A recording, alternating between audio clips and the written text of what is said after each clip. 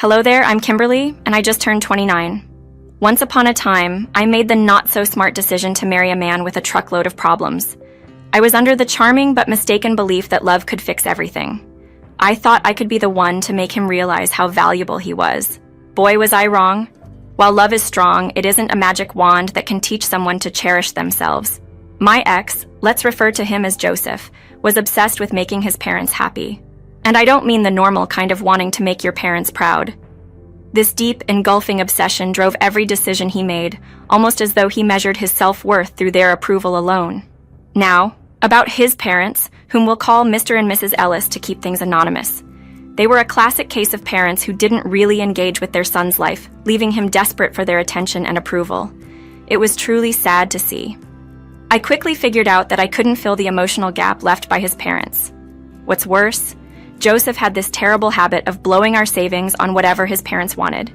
Yes, I'm talking about over-the-top gifts, fancy vacations, and all kinds of splurges that were completely unnecessary. Our money seemed to flow directly into Mr. and Mrs. Ellis's pockets, making their disregard even more frustrating for me. This reckless spending was a constant source of fights between us. It felt like I was competing with his parents for his priorities, and it was draining our marriage. Despite the turmoil and never-ending disagreements, my care for Joseph didn't waver. I hoped he could escape the unrealistic expectations of his parents and discover true joy within himself. Yet it became painfully clear that my love alone wasn't enough to pull him from the grasp of their harmful influence. Brace yourselves, because this roller coaster story takes an even sharper turn. One day, Joseph came to me with a serious look, hinting he had something major to share. Having been through many ups and downs with him, I braced myself for what was next, unaware of the bombshell about to be dropped. As Joseph started the conversation, I had a gut feeling it would escalate into our biggest disagreement yet. "Kimberly, there's something crucial I need to discuss," he said, setting a serious tone. "What's going on?" I inquired, already tensing up for what might come next. "It's about my parents. They're retiring soon. I've been thinking of gifting them a luxury vacation as a surprise. It's going to cost a pretty penny," he shared, with a mix of excitement and apprehension. "That sounds lovely, as long as the money's coming from your personal savings. I really don't want to dip into our joint savings again," I said, hoping to avoid another financial argument. "I don't have enough to cover it myself. I was hoping to use some of our savings," Joseph admitted, looking hopeful, yet anxious. "Joseph, if it's beyond what we can comfortably afford, maybe we should reconsider the expense," I suggested gently, trying to bring him back to reality. But he quickly lost his cool. "You just don't get it, Kimberly. I love my parents. I want to do something extraordinary for them. Love isn't about counting every penny spent. It's about grand gestures," he argued passionately. I countered, "But love is also about being there for each other and making sacrifices together, not at the cost of our financial stability. This trip might mean a lot to them, but we have to think about our future too." Joseph was insistent, though. "I have to do this for them. I thought you of all people would understand. They're everything to me." "And you're everything to me, Joseph. But we have to be practical. We can't just use up all our savings on one trip," I reasoned, hoping to find some middle ground. He accused me of being selfish, unable to see the importance of his gesture. "It's not about being selfish, it's about being sensible and planning for what's ahead," I explained, wondering just how much he planned to spend. When he said he needed all of it, my heart sank. "All of our savings? Joseph, that's just reckless," I said, shocked by the magnitude of his request. "You're being heartless," he retorted, convinced I couldn't understand his desire to please his parents. "No, Joseph, I'm being realistic. We can't afford to give away $85,000 on a whim," I said, my patience wearing thin. His casual mention of getting the money back later only added to my frustration. "Really, Joseph? That's not how this works," I snapped back, my sarcasm barely veiling my disbelief. It was clear we were at an impasse, our views on love, responsibility, and financial security clashing more than ever. The argument reached a fever pitch. Our voices weren't the only things escalating. Suddenly, objects were taking flight, shattering upon impact as if to punctuate our heated exchange. In this chaos, Joseph dropped a bombshell, declaring if I couldn't back him up on this, he wanted a divorce. He probably expected me to panic, to claw desperately at the fragments of our marriage, but I didn't.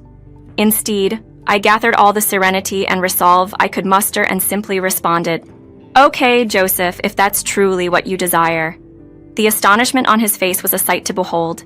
He had anticipated tears, begging even, but what he got was my unwavering stance. I was done indulging and fostering his fantasies. If he wished to squander his future chasing shadows, he was free to do so without me.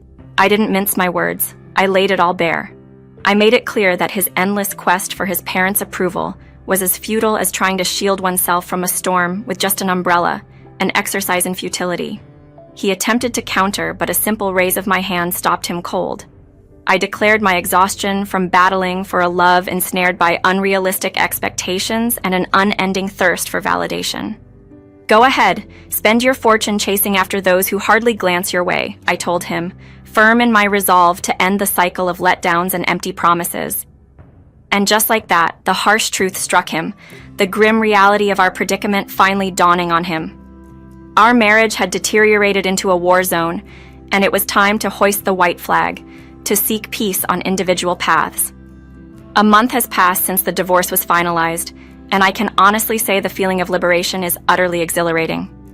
Gone are the days of groveling, no more endless disputes over finances or yearning for approval that was never ours to win. Now I'm breathing freely, liberated from the heavy load of his doubts that once shadowed my days. The sun seems to shine a bit more brightly with each new day. True, Joseph made attempts to sneak back into my life, cloaked in concern and queries about my well-being. Yet I could easily see through his facade. There was no way I was going to fall for his ploys once more. As the saying goes, fool me once, shame on you. Fool me twice, shame on me. I decisively turned away from his efforts to reignite any spark that was once there. I had realized I'd invested too much in trying to repair someone uninterested in changing. It was high time I shifted the focus to my growth and joy. Rebuilding wasn't a walk in the park, let me be clear. Splitting our shared assets and getting accustomed to a different financial reality demanded patience and resilience. I was used to a certain way of living, but adapting wasn't foreign to me. I embraced the hard work required to reconstruct my life anew, discovering a strength and independence I hadn't known was within me. Rekindling old friendships, diving back into hobbies I'd put on the back burner, and discovering new interests made the world feel vast and full of possibilities. I was keen to make the most of this fresh start. Certainly, there were moments filled with self-doubt and solitude, and adjusting to a new budget was a hurdle. The wounds from a dissolved marriage don't heal overnight. Yet, with each day that passed, I found comfort in the fact that I was no longer sacrificing my happiness to cater to someone else's insecurities. The ease with which I moved forward might have been a sign that I had been clinging to a lost cause for too long. It amazed me how much I could achieve once freed from that burden. So, there I was, a month later, still navigating through adjustments but flourishing all the same. Joseph's incessant messaging had taken a new turn. He was now painting himself as the protagonist of a dramatic tale, claiming to be in danger and insisting on a meeting. Exhausted by his constant attempts to contact me, I decided it was time to confront the situation. In the midst of his ongoing messages, I called him. "Joseph, we've been through this. We're divorced. It's time for us to move on," I firmly stated. "Kimberly, please, I just need a moment to explain. I'm in serious trouble and you're the only one I can turn to for help," he implored. Perhaps it was the long absence of his voice, or maybe he truly sounded scared, but against my better judgment, I agreed to meet. "Fine, but we're not meeting at my place. Let's go to that cafe we used to frequent. No tricks. Understood?" I said. "Thank you, Kimberly. I promise. I just need someone to listen. You're the only one who gets me," he replied, sounding relieved. "I know what you're thinking. Kimberly, why would you agree to meet Joseph after everything? Believe me, I question my own decision. Yet there's a part of us that sometimes gives in to a mix of curiosity and a lingering shred of concern, no matter how strong we are."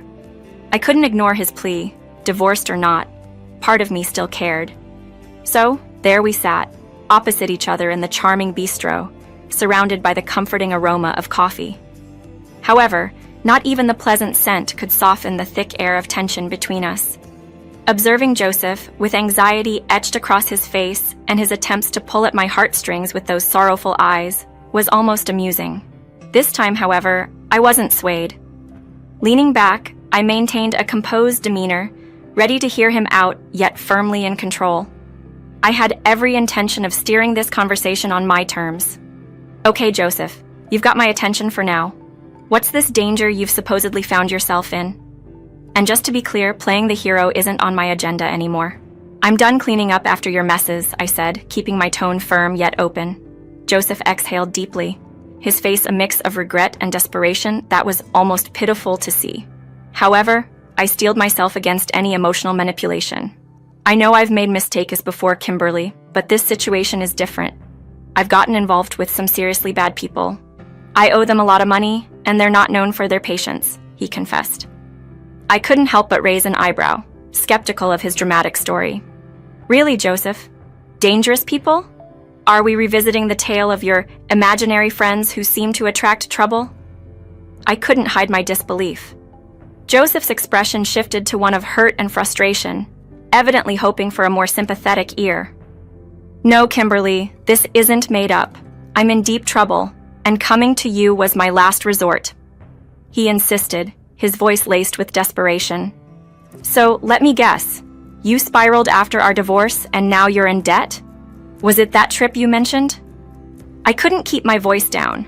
Drawing curious glances from other cafe patrons, I shot them an apologetic look, trying to regain my composure. Look, I got caught up in something foolish, I admit. But now I'm in a mess that's bigger than I can handle alone, Joseph admitted, his gaze pleading. My frustration was close to boiling over. How could he waltz back into my life with yet another crisis? Yet, underneath the anger, I couldn't completely ignore the remaining shred of empathy for him. How much are you in for? I asked, bracing myself. $45,000, Joseph responded sheepishly. $45,000? Joseph, are you out of your mind? The cafe's patrons turned their heads, their stares sharp as knives. This time, I didn't bother to offer an apology to the surrounding cafe patrons for my outburst. If they were in my shoes, hearing what I was hearing, they'd likely react the same way. Kimberly, please, I'm begging you. I've got nowhere else to turn. I know I've made a mess of things, but you're the one person who really believed in me, Joseph pleaded, his eyes shining with a sincerity that reminded me of the man I once loved. But those days were long gone, and my priority now was self-preservation, even if it meant walking away from him. Don't pull at my heartstrings, Joseph. It's way too late for that. When you said you needed help, at most $12,000, but $45,000, you've completely lost it, I responded, my voice a mix of disbelief and indignation. Overwhelmed, Joseph began to cry, oblivious to the uncomfortable glances from others. Joseph, calm down. This isn't the place for a scene. What's going to happen if you don't pay this back? I asked, trying to grasp the full extent of his predicament. They're threatening to harm me, Kimberly. I'm not joking. This is really bad, he managed between sobs. Recognizing the gravity of his situation, I softened a bit. Okay, Joseph. Start from the beginning. Tell me everything, I urged. He recounted his story, explaining his desperate attempt to finance an extravagant trip for his parents. He'd relied on a friend who ultimately let him down, leaving him ensnared in a significant debt. As he shared his tale, I felt a whirlwind of emotions, frustration at his recklessness, and a begrudging amusement at the irony of his situation. So, you borrowed from dangerous people to impress your parents, who haven't even acknowledged your efforts? That's what you're saying? I asked, my tone laced with incredulity. Joseph's face fell, tears streaking down his cheeks as he acknowledged the bitter truth. It's true. Since they went on that trip, it's as if I don't exist to them, he admitted, the remorse in his voice palpable. Despite everything, I couldn't help but feel a twinge of sympathy for him. It was a harsh dose of reality for Joseph, facing the consequences of his decisions head-on. Yet, as much as I wanted to detach myself, seeing him so vulnerable and regretful stirred a compassion within me. What a complex situation he had entangled himself in, indeed. Joseph, I know the last thing you want to hear is, I told you so. But you did bring this upon yourself. I warned you that it wasn't a smart move.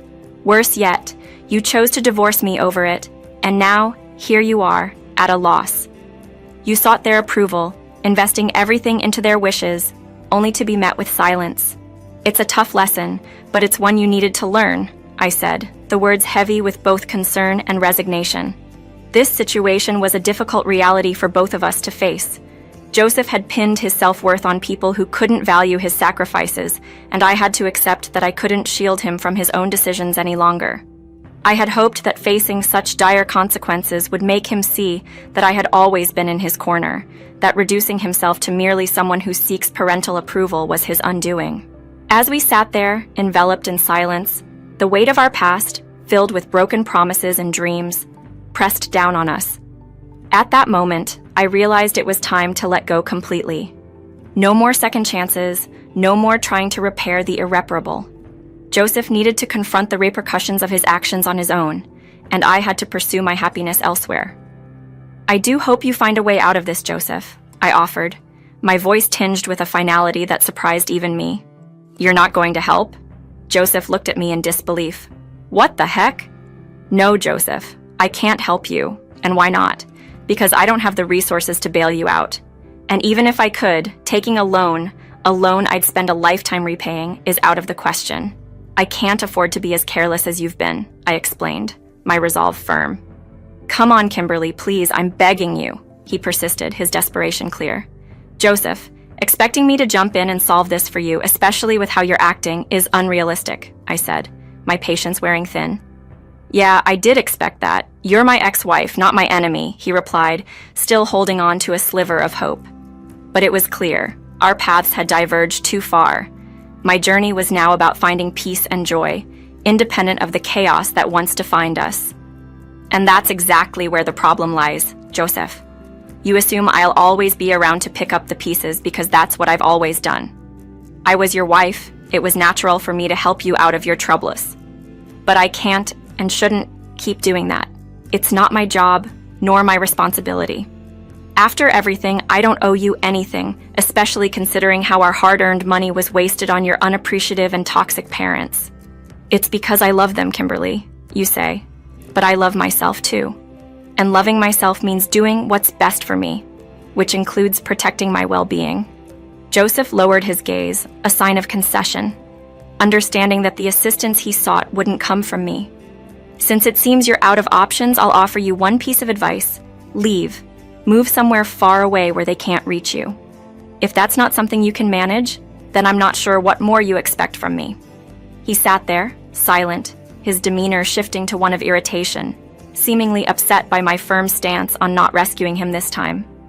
It's time for us to go our separate ways, Joseph.